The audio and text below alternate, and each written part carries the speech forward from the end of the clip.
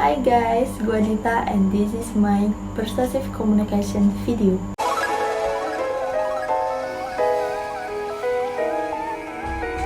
Dalam keseharian kita nggak pernah lepas nih dari yang namanya komunikasi, entah untuk berinteraksi, menyampaikan pendapat, mentransfer pengetahuan maupun dalam bidang bisnis. Sedangkan komunikasi persuasif sendiri tujuannya untuk menyampaikan pesan yang sifatnya membujuk agar orang lain terpengaruh dan merubah pikirannya.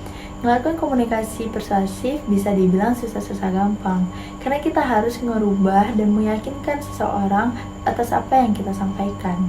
Jarang juga penolakan pun terjadi, termasuk resistensi dari orang yang sedang kita persuasikan.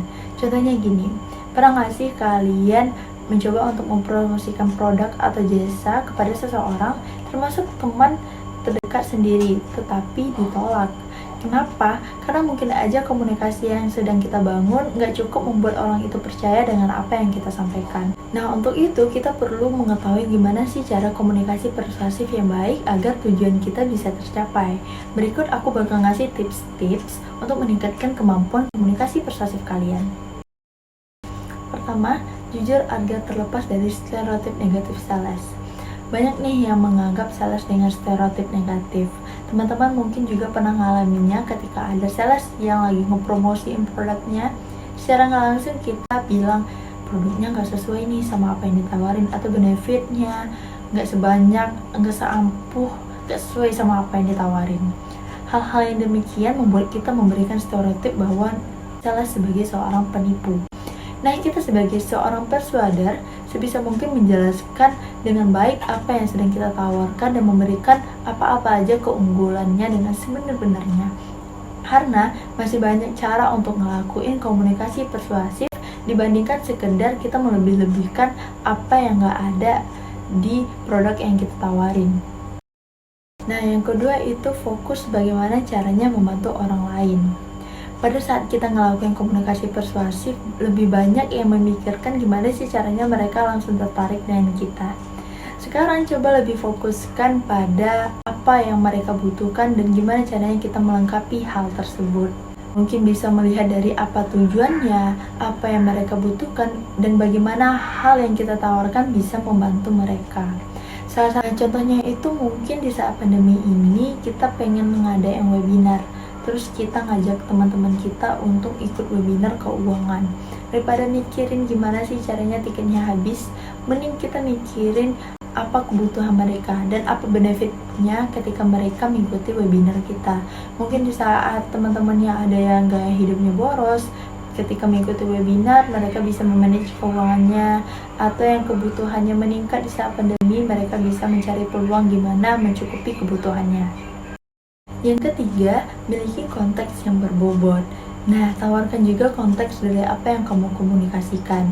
Jelaskan sedetail-detailnya agar lebih meyakinkan audiens atau orang lain. Misalnya lagi promosiin produk, kita bisa bilang testimoninya, pendapat para ahli, atau hasil penelitian terkait apa yang kita tawarkan.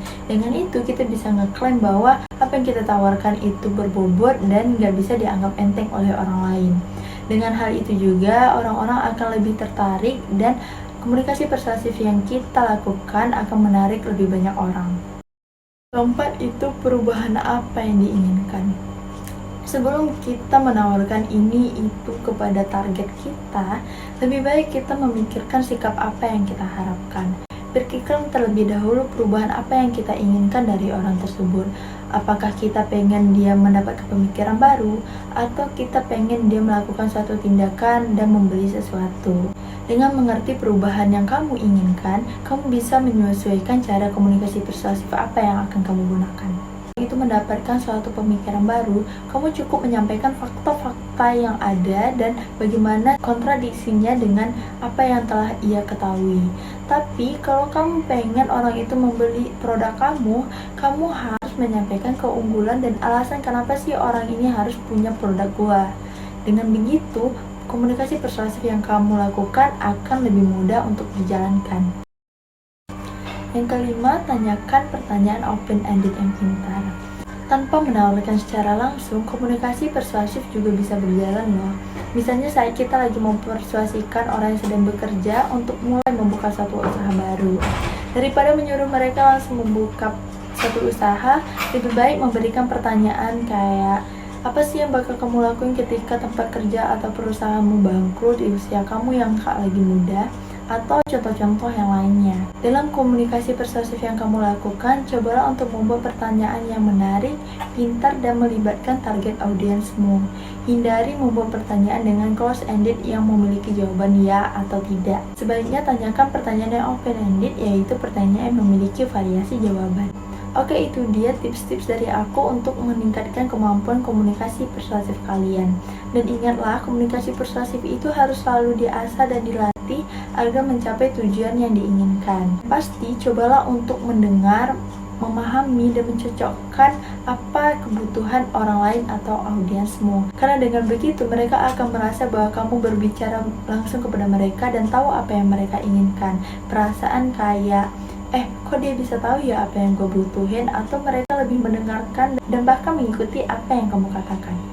Oke, kalau kamu suka videonya, jangan lupa subscribe, like, dan comment video ini. And I highly appreciate you taking your time to watch this video. And thank you for watching. Bye-bye.